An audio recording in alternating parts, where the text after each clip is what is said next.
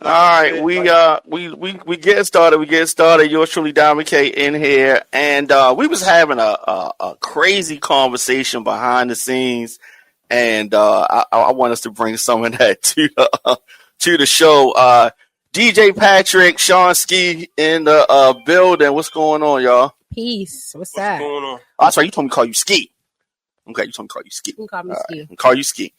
All right, so Ski, I'm sorry, you are an artist, and I think you are a producer also. And of course, DJ Patrick in the building, Quiet Records, right? All right, so before we dive into Shon Ski and everything that you got going, and Patrick and the history and the future and all that, I want us just to talk on the baseline about artists today and the struggles that they have, and then also from Patrick and I of the same generation. So, like from our perspective, as being label owners and producers and fixtures in the culture, like there's a disconnect somewhere. I don't know where it is, but there's a disconnect. All right, so well, Shon, I guess maybe we start a bit of your story. How did you get started in music and being an entertainer? To be for real with you, my man Freeze, like he put me on to media, and we were doing radio together, and through that situation, I met Pat. And we started to like make records and everything. Me and Freeze, we just really had like a good business relationship. And we collaborate too on music, but over the years, I would just say like I kind of found myself in situations where I would be rapping for people. And it was this one particular event that we went to. It was a Whiskey Girl event, and we was there doing media press. And I was kind of like, I didn't have any music out. I was just outside. So they was in the parking lot. Everybody was rapping. I went over and I rapped with everybody, but I didn't know that we was being recorded. And the video was on Facebook. And I think like the next day, it probably got like 1,500 views on it. So I started getting asked to do shows. Just off of the strength of that? Just off of the strength of that. I didn't have no songs out. Like that's good. And that kind of put the fire under me, like I gotta put some music out. So was it a hobby at that point? You weren't taking it serious, or you were taking it serious? I guess I really didn't know what I wanted to do because I liked media. I liked interviewing people. I liked the idea of learning the artist's perspective, I guess, from a different side. And a part of me too, like I was afraid, like, what if they don't like what I do? Well, so I was kind of holding myself back and playing it safe. And then, so how long ago was that? Ooh, that was like 2016. Okay. All right. And so you had met Patrick at that point. In 2016, that's when we met. Y'all right? met in 2016, 2017, we met around that time. And working with Pat was probably one of the first producers that I worked with that was very like anal. And I never had that type of development before. Do it again. No 16 bars, 24 bars. If I give you a subject, stay on subject. Like it was like boot camp. Oh, he was like that. Okay, like no, that's good. Yeah. That's good. Dr. Dre's like that too. And then, yeah. So did it frustrate you? Sometimes, absolutely. Yeah. And I feel like I just kept meeting people like that. Like everybody who I met thereafter that wanted to work with me, it was like that. So okay, so when you met Patrick, and did you know his resume? Like, how quickly did you find out, like the kind of records that he had been a part of? I would say maybe like a few sessions in. But the first time that we was working together, I just really didn't like lines of communication. I feel like every time me and Pat talk, me and Pat was here. But we've always been in situations too where it's like multiple people that we working with. So like when you funnel in information, you get lost. Yeah. So it was always a lot of that. But at the time, like when I met him, no, I didn't know. I just showed up like, hey, I'm here to rap. So you just thought he was just some dude? Yeah, like some dude with a studio. Here rapping with some man. Like, I got some dude with a studio. Okay. But I was with it though. I'm like, okay, let's do it. And then so Patrick, I don't even know if I know the answer to this, but like, how did you get started in music? Ooh. Oh, shoo. Gee. Uh, I mean, I was all about music when I was young. I mean, I used to save my lunch money and go buy records. Mm-hmm. I and go. I would walk all the way down Mondawmin to go to Metro 2 Stereo and buy records from Tommy and them. Yeah. I mean, and then when it came as far as production, it wasn't enough stuff out there for us to play. That so started making it. So how so how important and then this is going to be ahead of before your time, but Okay. how important was like working in a place like Sound of Baltimore, was that to your production and your DJing, or did it not affect it at all? I mean, it was very important because it's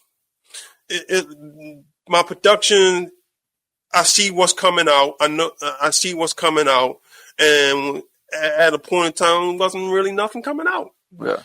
I mean, in Baltimore, it's like they wasn't really playing hip hop. It was more house music than anything. And then we used to play a bunch of imports, and imports started drying up. So we had no choice but to make our own. Right. And then so the first record that you made, that you released, was what? DJ with the money at. Right. I mean, I had something to do with Kenny B's stuff. Yeah, right. But as me, DJ Patrick, DJ with the money at. Oh, DJ where the money at? That's Eric E doing the vocals on there, and then from there you just started rolling. So what? Okay, so after that record came, you went straight to the next record, or like did you already have it planned out? Like what was the? Then we start working on the EA's EP. Right. And then from there, Final Fucking Flam, all that stuff started coming. Right. And What's My Name, Say My Name. Those records, yeah. Name. So I noticed, I didn't realize it back then, but I looking back, you also collaborated with other producers like Griff. You work with Griff a lot. How did those type of collaborations happen? Because you don't have to have other producers. You could just produce everything yourself. But how did that? Like how me and Griff work. I might have an idea. Me and him will get on the phone, and I tell him my idea, and we get to work. Yeah.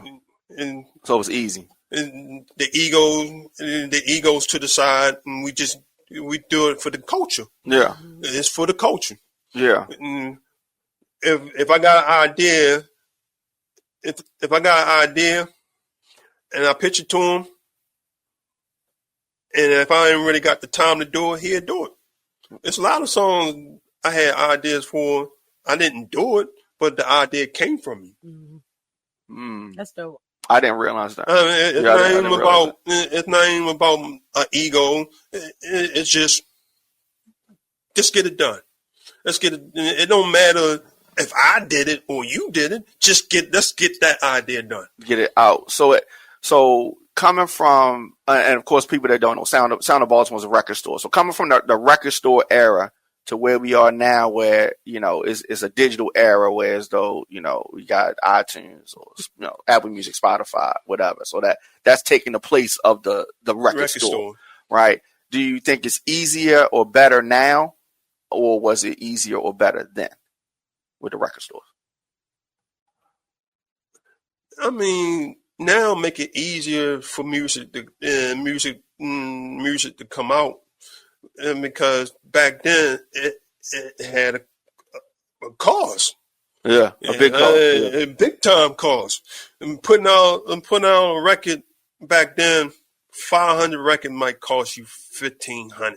Yeah. Now, And you don't even know if it's gonna be a hit. You could do a song right now, 5 minutes later, it's on the internet. Yeah. So that is a good thing.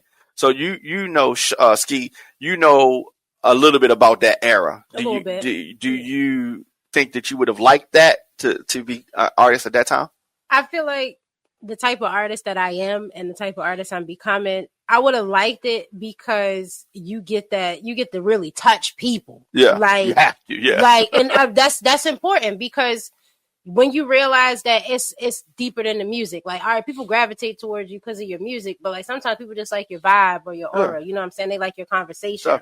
So I mean, yeah, I would have liked that. The problem about this era is versus our era. At least in our era, we can control who's coming out instead of this era. In this era, anybody and their grandfather can come out. That part too, and I like that's good and bad. It's a lot more bad, and I feel like that just because of social media. Social media always gonna focus on like the bad stuff more than they do the good stuff. Yeah, but you know, there was like Patrick was saying, there was almost a not literally, but figuratively, there was like a price of admission. Like there was certain things, if you didn't have a studio or access to a studio, you wasn't coming out. True. You know, now you can release a record from your bedroom without a studio. You know what I mean? And so quality has gone down. The amount of records and music that has come out has gone up. So it's hard to filter through.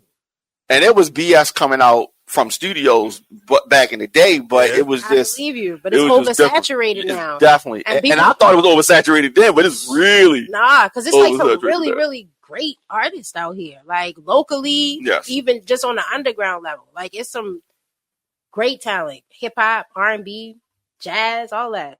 Yeah. So you seem like you have a very wide variety of music that you listen to. Like who's some people that you listen to?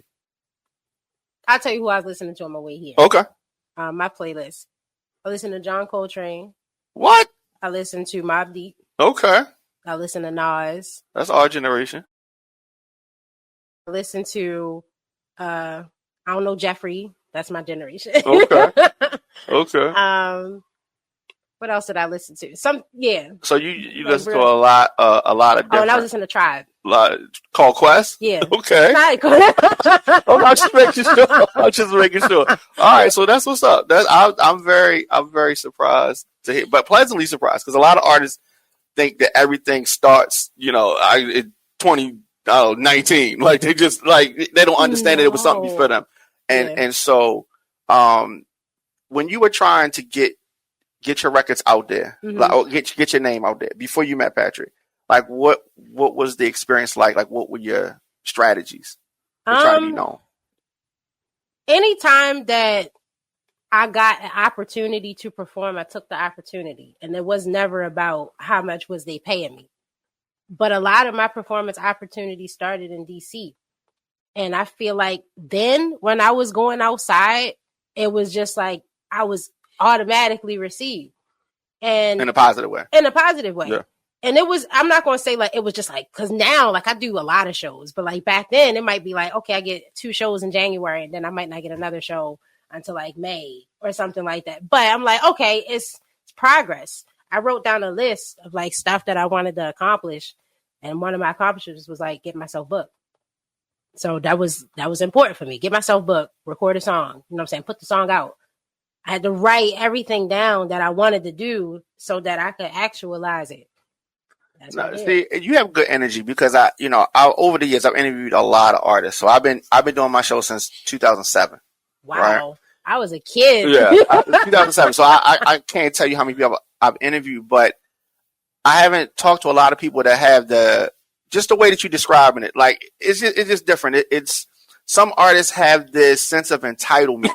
Right. And I don't sense that with you, but a lot of artists have that. And I think that is a big part of the disconnect that happens from, being Pat's generation. So I would say like the 90s generation, right? You know why I think though that What is that? Why is that? I think a lot of that has to do with niggas being pump up dummies for one. Yeah. And true. It's like, how you just asked me about like, what do you listen to? Like, you can learn a lot from a person asking them what they listen to. 100%. Yes. And a lot of people, it seemed like that they might just listen to what's hot. They listen to it for the beat. They listen to it for whatever. Because, like, if I'm around certain artists and they not like my playlist, cut this old shit off. What is this? I don't want to listen to that. What is that? And it's like, you can already sense you're going to be an entitled person because your mind already think you better than everybody. That's a good point.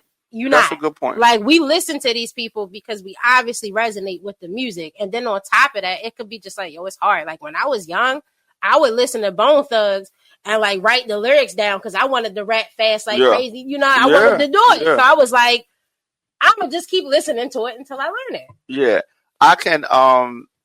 I can definitely tell that you have influences that are beyond your generation because, like, you do a lot of different styles. Yeah, and a lot of artists is just in this one little box, right? But it comes from what you listen to and what you influenced by. So that is good, Patrick. I don't think that I have known you to work with an artist like her before. So what is it that drew you to, this connection? The versatile. Yeah. The versatile. We was working on a song called Blow. I sample Blow Your Whistle, but it was supposed to be a weed song. She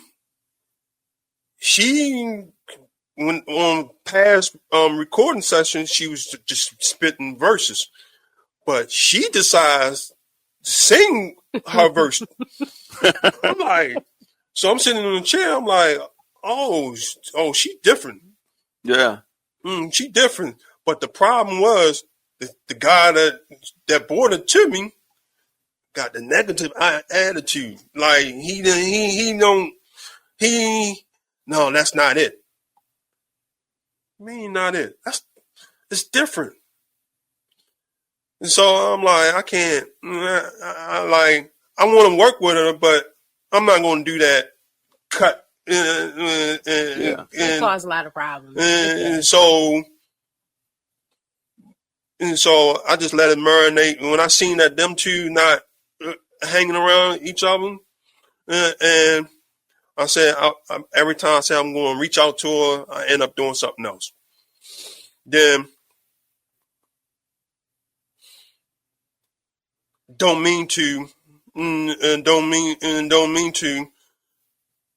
I had someone to do it first, but it's a whole long story with that. So I said, boom, reached out to her, pitched it to her. She was with it. Yeah, so that I think you set that up really, really well. So let's do this. Let's take a quick break and let's go to that song and then come back on the other side and talk about it. All right. I didn't mean to turn you on. Okay. That was hot.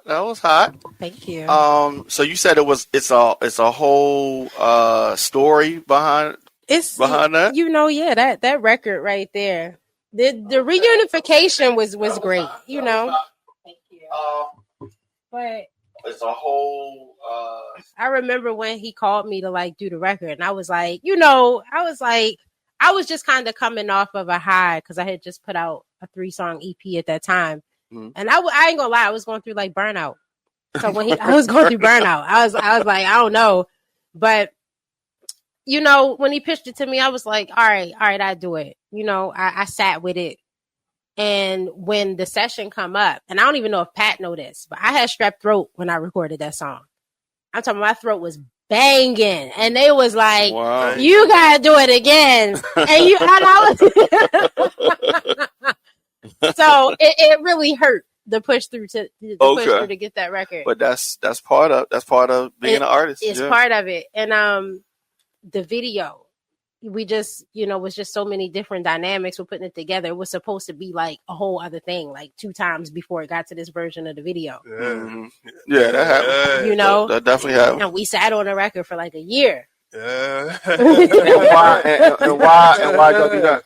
A lot of life happened, but too, you know what I'm saying? By the time it got to the point of version of the video, we both were just annoyed with the situation because it was stuff that was supposed to be lined up to like help push the single. Yeah. And everything fell through. Yeah. And pretty much all we had at that point was the video. Mhm. Like everything that we wanted to have, we didn't have it. All we had was the video.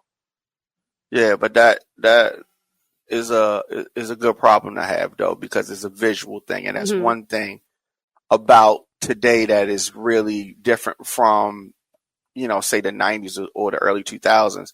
So, you know, that visual point, like everything is visual now. And back then, some things was visual, but it didn't have to be visual to make it. Now you really need that visual piece, and y'all have a video out. I really like the video. Thank you. And, shout out to Creative Minds Traz for sure. Yeah, absolutely. So no, so you got that. So what is next? Like what is the what can people expect?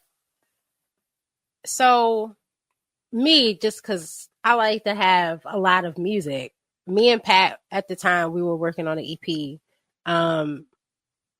And it was kind of like a spinoff of Sounds of Love. So my EP that I dropped in 2023 was Sounds of Love. So he was like, you know, maybe we should do a Sounds of Love 3. So Pat was just sending me ideas, and me, him, and Barry Lutallo's a producer that I've been working with. And we just all started coming up with stuff. Like Pat would he would do some programming and some drums. He would give us, you know, just some direction. And then me and Barry would go in and we would add some more stuff. And then Pat might get it. We add some more stuff. So that project is something that's, you know, waiting. And then I also, on the rap side of things, even though I'm rapping on there too, but I have another EP that I plan on dropping as well. And it's real gritty. I'm actually really excited about it. I'm excited about putting this record out and transitioning into all of the stuff, because the hardest thing for me is always like when people ask me what kind of genre do you do? I don't know how to answer. Yeah, that's what I was getting ready to say that. Like, I don't know how to answer that. Or somebody says you in an elevator with, I don't know, pick the top person musically that you would want to talk to, and y'all in the elevator and you going to the 20th floor, and they say, what kind of music do you do? Like, what would you say? What would I say? Or if they say, are you a rapper? Are you a singer? Like, what do you? The question is, do they put Lauryn Hill in a box? That part. Yeah, I don't think they do. They don't look at it. They don't look at her as a singer, and they don't look at her as a rapper. They just look at her as an artist. And the fact that her album is one of the greatest hip hop and R&B albums of all time, which is hard to do. That's very hard to do. Hard to be there. I mean, that's true. That's the point. You can't put her in a box, and that's the way I look at it. You can't put her in a box because you're not putting Lauryn Hill in the box. So why are you gonna put why is she in the box? Well, that's true. Lauryn Hill cannot be put in a box. That is. It's just an artist. Oh, that's true. An artist. She can. But she like can you said, I would say I'm an artist. I'm just an artist. No. Yeah. So is that the so? It makes my life. It makes my life easier because if I got say Big Al, I'm just one way with him.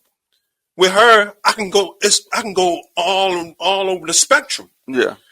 With him, I can't go all over the spectrum. And like with Burnham, I can't go all over the spectrum. With her, I can go all over the spectrum.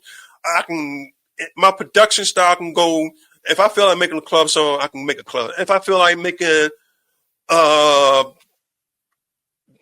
some bounce music, I can go there. Oh, don't sleep on Pat. I can go all over the spectrum. But if I'm working with certain artists, I can't because their style sticks to their style. With her, I'm endless, and it's like, and I could pitch an idea. She's open minded. I pitch ideas. I gotta get the vocals. I gotta get the vocals from them and do the track and show them. Yeah. If I with the most of them, be like, nah. Because they don't. With her, they don't see it. open minded.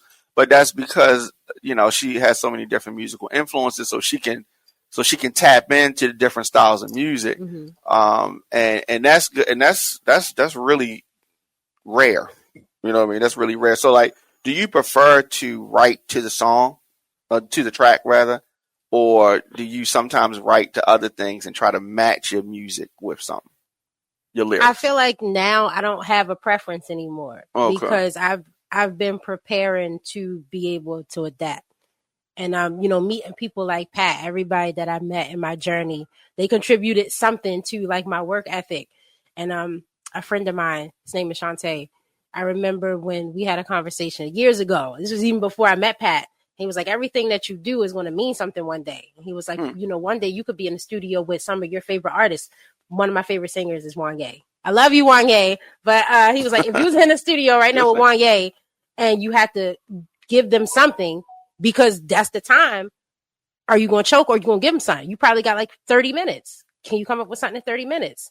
So he would make me, I used to just write R&B songs back then. Write songs. I don't care. Reference track, send it to me. I had to write 5 songs a day.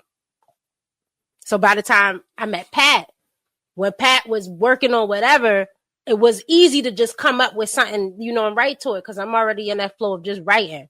But now it's like I could take verses from songs and it's like I just got verses to whatever. And I can flow on any beat. Well, that's good because, we were talking about artist development and how it is a lost art form now. But some of the stuff that you're talking about, that type of that's stuff like Motown would do with their artists and that songwriting camp and kind of drilling them to be like that. A lot of artists nowadays don't even look at it like how you looking at it, and so like you have yourself, but then we have 20 other artists that don't have that type of discipline or songwriting. Like, what is that? Like they just, you know what I mean? It's just it's really hard, and so I think that this union that y'all have and other people y'all collaborating with is really good. We don't have a lot of artists. Like we have people that make songs, right? That's what we have in Baltimore. We got people that make songs, but we don't have a lot of artists. You know what I mean? That the artistry, the craft, that part of it, and so some people just like Patrick was saying about his time in Houston, like it's just turn up. Everything's just turn up, right? But that's not an artist. You know what I mean? It's just turn up. You know what I mean? But Pat, so are we great? Are we great to lose? Is Baltimore great to lose DJ Patrick to Houston?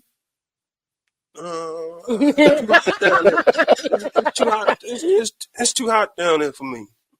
It's too. I like where I'm at. Yeah, it's too hot.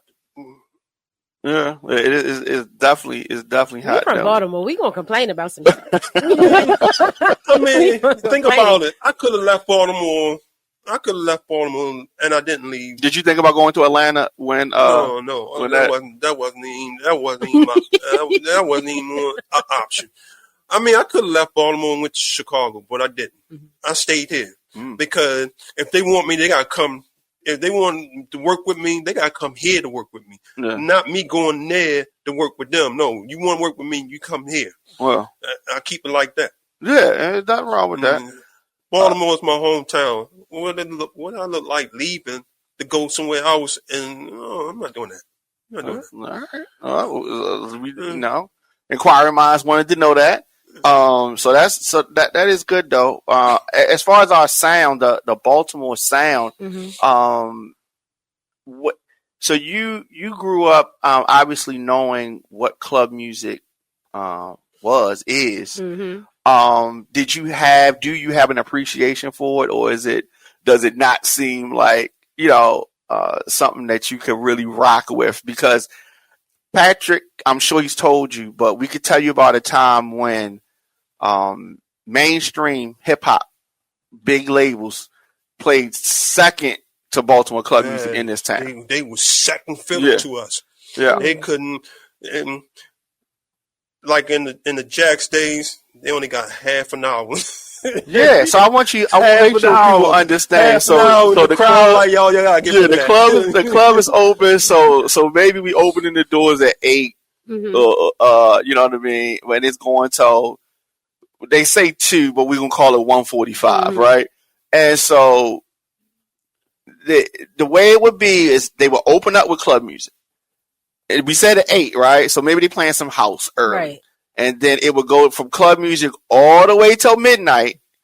And then they would play, like Patrick said, maybe a half an hour. So from 8 to like 12:45, maybe. That's all the latest hip hop songs. And then you're going right back to club for the rest of the night. And that's how it was in the biggest club in the city. But so hip hop artists would come here, and it's just kind of like this was like some different stuff for them. You know what I mean? Because I've done shows where we on a bill with major hip hop artists, and they coming on before me. You know what I mean, or some of my artists or whatever. So yeah, man, it's a different time. It's flipped a little bit now. Well, not a little bit. I guess it's flipped completely now. A lot of so it, yeah. But it's definitely, I feel like, still that influence of this new age sound. Yeah. And I think it's cool. Like, I think it's cool what a lot of artists here are doing with club music. But I know if I was to do like just completely club tracks how I want it to sound like it sounded when I was a kid. I don't want it to sound like the modernized version of club music. That's just my preference. Well, Patrick was going real deep at what I call music nerd talk, right? So the average person that doesn't make music is not going to know what he's talking about, right? Well, he was talking about the grittiness of the sound and the drums and just the way the stuff is with using certain types of equipment, right? So I don't know are you talking about it from that standpoint? Yeah, or are you talking about it's a grit to it, and even like when you listen to records that was recorded in the analog, it's different. Technically, like club music wasn't there. The sound wasn't clean, right? Yeah, what it is now is clean, crystal clean. No, I don't like. I don't. My parents always had music on in the house. Whether it's club music, hip hop, they played everything. And what I remember the most about a lot of that music, like nobody never sat down and really focused on how good the mix sounded. That blows my mind these days because it's like if I'm giving you, I got a rough record. I'm just coming from the studio. Yo, listen to this and let me know. If you're going to sit and talk to me about the mix, obviously I know that it's not properly mixed. It's a rough record. I just now recorded So you're talking when you presented music? Yeah, when you present, and it's like what we do in our scene here is we make do with what we got. And if the sound isn't crispy clean, I don't think that should be contingent on if you should bump it or not, or if you should play it. We'll see. I think that the internet, unfortunately, has made everybody a critic. Everybody think that they know when they don't know. They don't. And so, if we talk about records from when Pat and I first started making music in the 90s, I would say 92% of the songs weren't mixed that people I know. Like. They made songs, and they might, just level it out a little bit, and then you know what I mean. I have taken songs straight from the studio that day to the radio station or to a club, and I'm talking about in the 90s, right? Whereas though we didn't do no mastering, we just finished this, 30 minutes ago, and then stuff is just caught on, and it just, and so some of the best songs have been raw like that and weren't mixed. But another thing that DJs now, and I was saying this, they don't want to break records, right? And when I call breaking a record, that's a lost art. It's a lost art form. Breaking a record, I made a name. I made a name for myself of breaking records. Yeah, Kenny B is another one that broke records, and so a lot of DJs don't want to do that. A lot of DJs don't know what their job is. The problem is they scared that if they play this new song and it clears the floor, they ain't gonna have a job next week. And I know this. A lot of DJs they party promoters now. They make they bread off of throwing parties and but I mean, I think it's always been that. I think it's always. But they was breaking records. That was you saying? Yeah, but because the thing is that it is like it's a lost art form, but there's a way that you can do it. Obviously, as a DJ, I've played records that have cleared the floor. But you got to know what to do when the floor clears. You got to get something right back on right away. And some records work, some records don't. But to me, as a DJ, this is what I've always done with my records or anybody close to me, that had a new record. and I want to play it, because if you got a new record, you have to play it at some point. Right. It's got to be the new song, so you can announce it to the crowd. That's fine. I do with breaking records what I call a sandwich. I'm gonna tell you like this: sandwich. A sandwich. I'm gonna tell you sandwich. But go ahead, Pat. I'm gonna tell you about sandwich at the Pat. How I used to break the song. We all know the Michael Jackson Makossa. Yeah, it's the hottest acapella. Yeah. If you could tell if I believe in your song, because if I put your song with that acapella, you'll beat to your song with that acapella. You know your verse is coming. You know your song is coming directly behind it. Yes. Okay. So that's going hard. I don't go that hard. Okay. Because the thing about that is I don't know people though. That's Mama say that's that. Right. So you got that acapella playing, and if you come with the beat, if the beat not hard, it's just it got to be hard. So I don't ever play a new record behind that. I always play something something safe. I go safe with that. Dick control, something, whatever it is, something easy. But that's for later on in the party. But yes. When you play the Michael Jackson early in the early part of the party, yeah, you know that you gonna hear a song that's not part of the hype hour song. Yeah, and that's true. And people are waiting for that. And so what I do, and I did this the other day. We were at whenever there is a home Ravens game, I DJ at this tailgate down there. And so what I do is what I call sandwich. I'll take the new record, I'll take a hot record, and I'll play that song, and then I'll bring the new record in behind a hot record, and I sandwich it with another hot song behind it. So I put the new record in between those two records that I know people already like. And I sandwich them and use those two songs as the bread, right? And so you give them enough. I might give them the hook, the first verse, the hook, and take it out. Okay. Right? And then the next week, I go I play it a little bit longer and do it like that. And that's how I break a record. Okay. And so, but DJs, that should be the philosophy. That should be what they do. It's a new record, you play it between two things, and you train the crowd to like this record, because if the DJ likes the record, he can make the crowd like it. I feel that.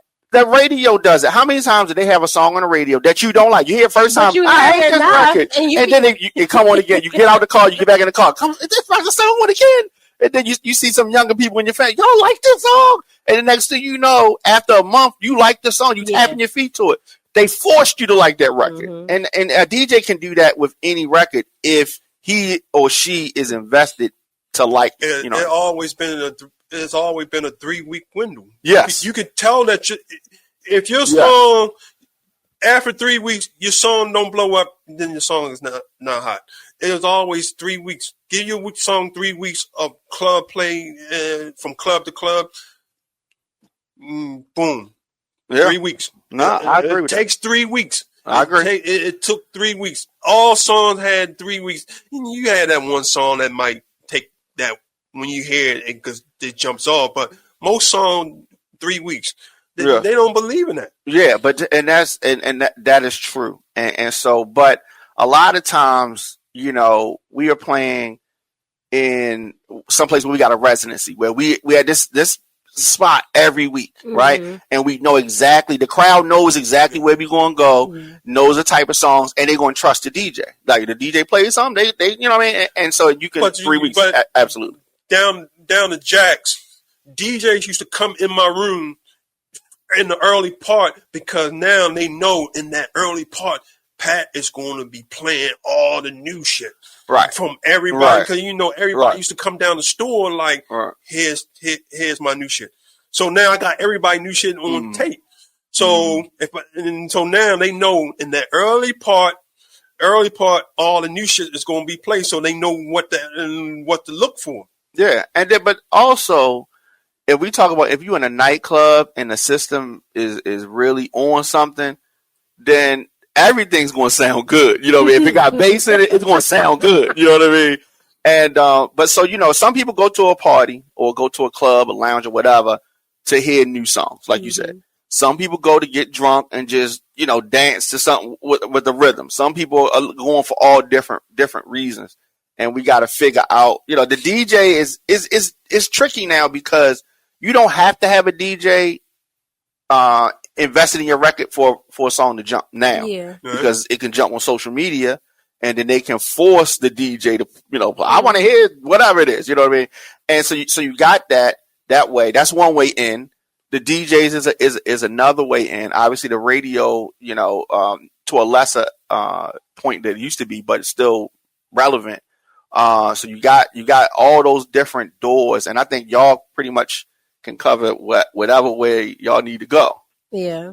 So that is good. So, couple of EPs coming. Patrick, what else is on deck aside from your collaborations with Ski?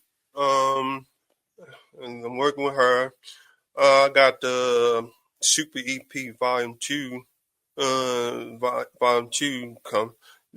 So basically, with those Super EP volumes, it's just basically beats, different types, different type of style, and see what really gravitate. Yeah. I mean, I'm sitting on music. It just, I feel that. I got songs from, you name it. I got songs just sitting in my computer. But 2025 is about to be crazy. Like, I got collaborations, obviously.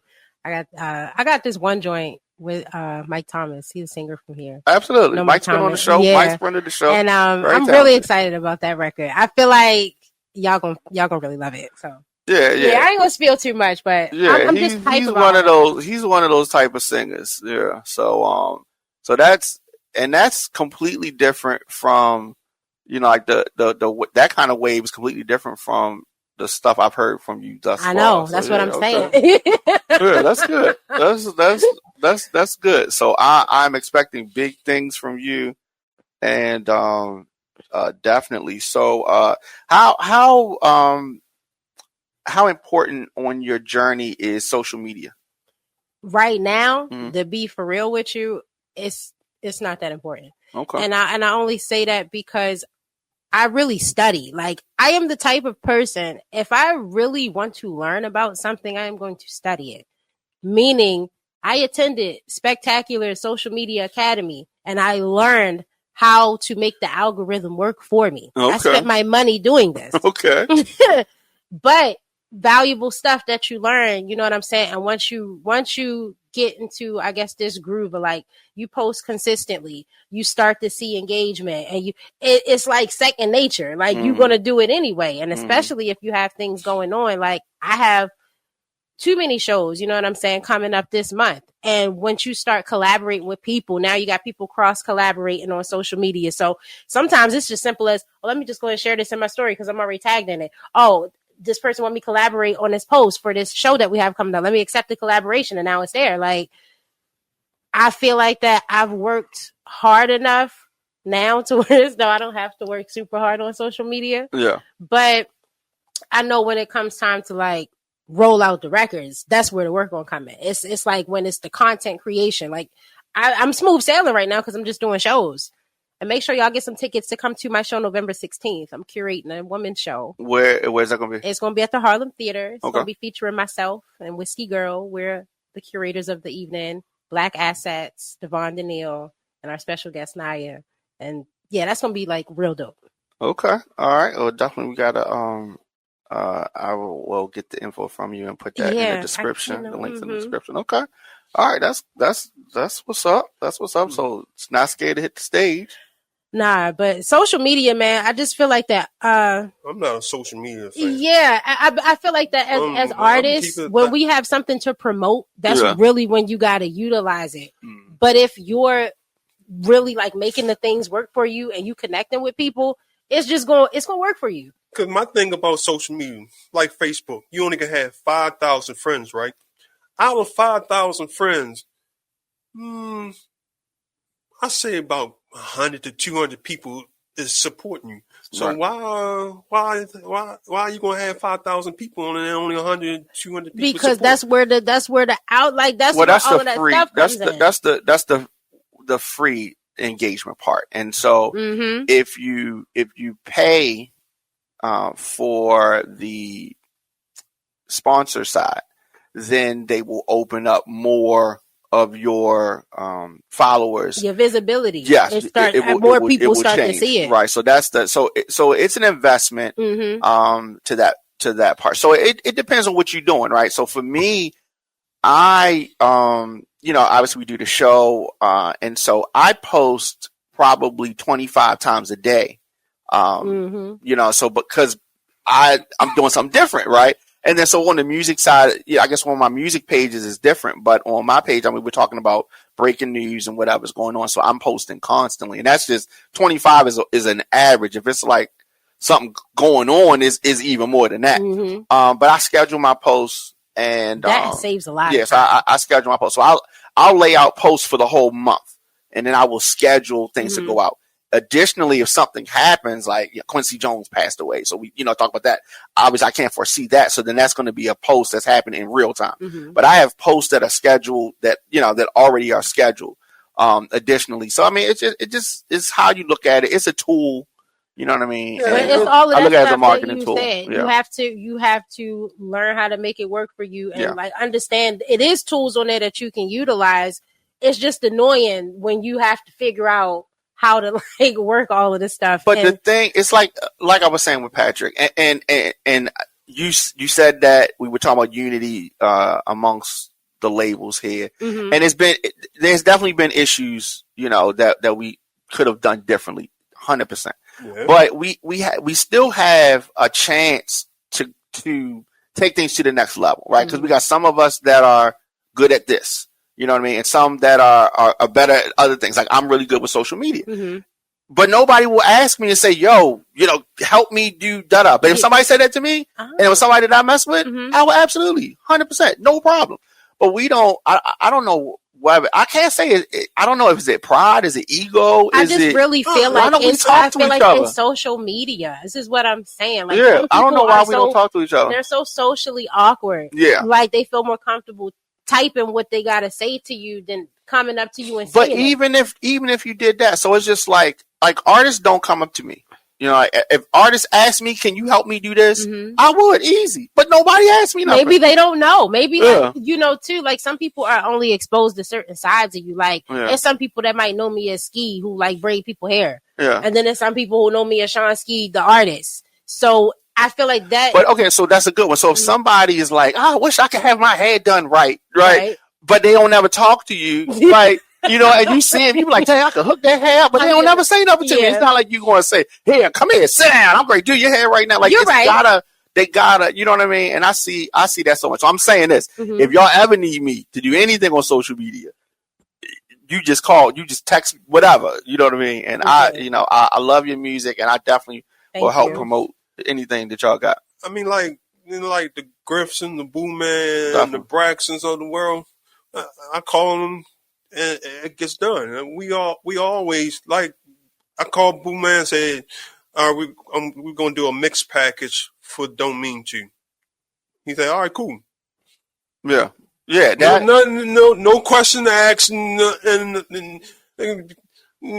it's done. And it's just that simple. It's just that simple. It's just that simple. So, I mean, I admit, certain people, you really got to convince me. Yeah. You really got to convince me because. As you should, though. You got to really convince me. Let's say, if Boo Man could say, I need you for this. All right, it's done. No question asked. But certain people, you gotta question it because the interior motive is it genuine or is that's facts. Or some more other shit. That's facts. I always, and I've said this on my show over the years, but to that point, I don't know. I just wanted a different sound, and I've never done this before. I reached out to Boo Man, and we have never worked together on anything. I think we have probably had, as far as conversations, and we probably have said one sentence to each other over since the 90s. Like, not that close. But I respect him. He respect me. I reached out to him. We was able to work it out. It was so easy. And it was just like, it was a surprise to me. Like, I should have, why don't I always reach out to people and, you know what I mean, outside of my circle? You know what I mean? And so I encourage people to do that more. Absolutely. Yeah. I do too. Outside of your circle. I agree. I mean, it's just, certain people, you just be like, come on. it's all we all in the same boat. Just make it happen. Absolutely. And it's like I'm coming to you. I'm coming to you. You got something that can help me. You can help me on, and I got something that I can help you on. Yeah. Let's work together. Definitely. I agree. Let's work together. I agree. 100%. If we do that more here in the city, and that's why I said we fumble the football, because instead of us go get our own dollar, we fighting for the $1. Right. But if we come together like Voltron, it's $10 is out there as opposed to the $1. But you know what I mean. But it's the whole thing. It's a lot of other money out there instead of that $1. Right. When we was literally fighting for $1. Right. And we didn't have to fight for that $1. Everybody had their own lane. I feel like it's slowly shifting though. Like especially the culture here. It's really slow. You know what I'm saying? Like when you go outside and you see all the things that's happening, all the artists is curating their own shows now. Yeah. They putting other artists in position to get paid and curate shows, and the music that's coming from here, the businesses that's coming from here. Like it's a lot that's going on in the city. Yeah, no, that's true. And one thing I really commend this generation for is there is more of a business mindset to a lot of this. Mm-hmm. More so than we had as artists coming up in the 90s and in the early 2000s, I think. So that's progress. That's it is. I feel like y'all came from an era though where people just like genuinely loved the music. Like they just genuinely loved it. It was a lot of money. It's a lot of money getting put out to put you out. So. So we had to watch. We really had to watch that part and watch that. So I mean, we really fumbled the ball. It just. I mean, it's sad. It's sad that I could sit back in the cut and listen and go places, and I'm listening. I'm like. That sounds like some shit that Boo Man did early 90s. They just oversaturated with some 808 kick was 808.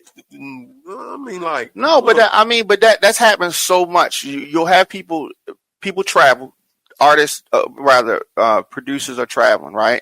They're going to different areas. They're hearing sounds, and then they're in the studio and they taking those sounds that they heard. They did it, they take DC sound, they go sounds. I've heard their sounds, and I've the first person that I heard take sounds from here was Pharrell, right? And so he's from Virginia, and he come through here, and took some of our sounds, and I started hearing it in artists, and then it's different ones. But now now our sound to me is mainstream. It ain't our sound anymore, right? So, but we don't need to cry about it. We just need to make records, and now with you collaborating with artists like Shon Ski, like whoever else, you make take your sounds and put it behind words, and then it can go further than here is what I mean. Mm-hmm. So and you can get some of the milk that was spilled. It's mopped up. It's done. Now we can get some new. We get some new stuff. It can happen. It could definitely happen. And so, are you open to working with more artists? Not yet. No. Good answer. The one time I was open, it was just.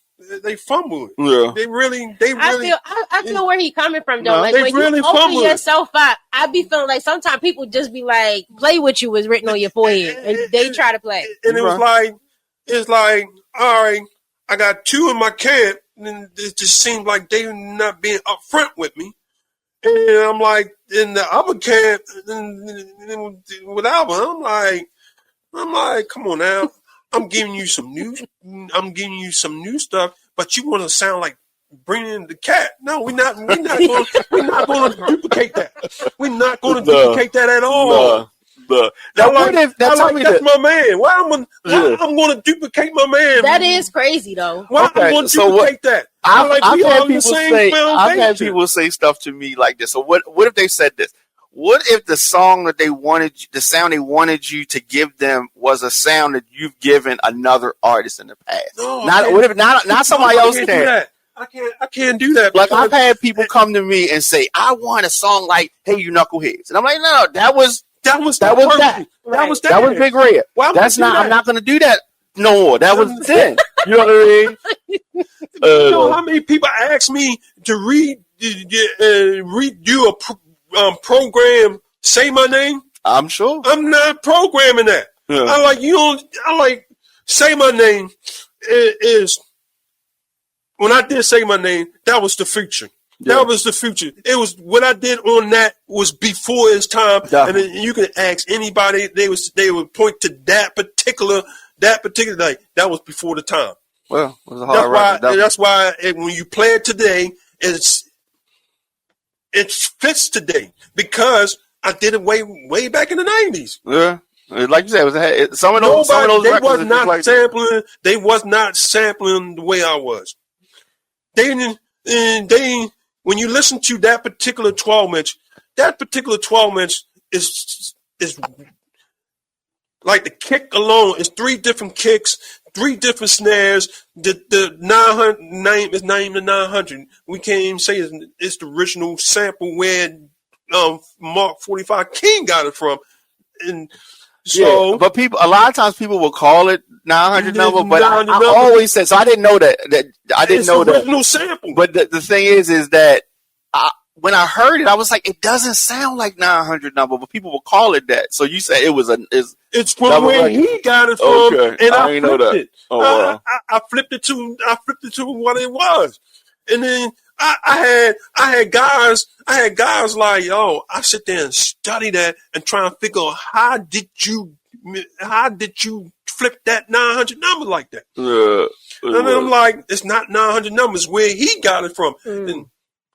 But I guess that's from being in the record stores and knowing. Yes. Yes. That was the breeding ground for samples. Definitely. Because like EA.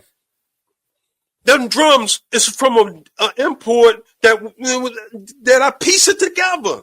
So that's why you would never find them drums. Yeah. Because you gotta find it. You gotta find that bullshit ass import and start boom, piece it together, make it. So you just heard the snare and you was like, I like this snare, and I'm just grabbing this together now. Then you got that.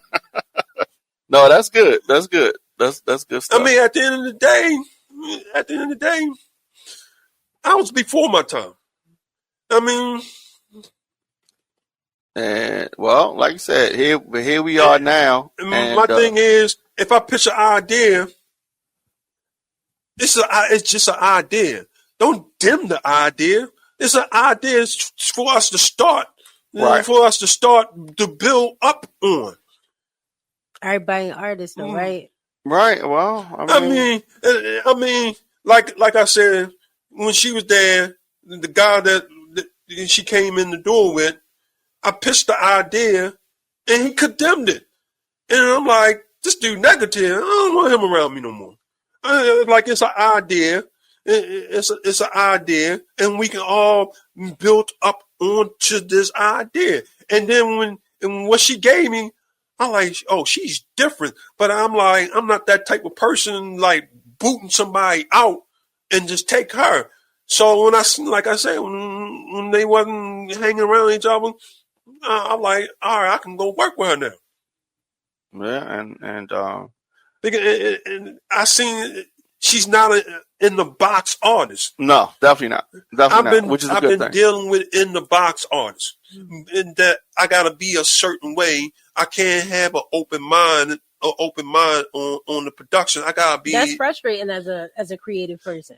100%. It's frustrating. 100%. So, yeah. So now we said some good things here, and I really appreciate this level of a conversation. And I mean, talk about like I said, me too. If a person, this person killed any outs. I mean, I won't say they killed it, but in where I'm at right now, that person killed anybody could really just come approach me like, oh, can you She's not with it. She's not with it. All right. That's the energy. I don't have no person. I don't have no problem of working with people. It's just if I listen to your catalog and I see that all you make is turn up music, I ain't gonna want to work with you because all you do is turn up music. I like if I pitch an idea, it might be something way out your comfort zone. But people gotta be, like you said, gotta be open, and it depends on what you want. Like some people, you can have an artist that only did turn up music, and maybe they wanna go in a different direction, but they don't know how. You know what I mean? Mm-hmm. And maybe they come. But like her, I gave her a track that remind you of some bad boy shit, and she was all over it. Well, she now, now, if I'd have gave that same track to a person that's I could sit in the box, they'd be like, no, right. No, right. That's the difference, right? I couldn't imagine what it's like though being a producer, because that's just like I feel that way if a person come to me and be like, "Yo, let me write your raps for you," because I feel like that if that's disrespect. Yeah.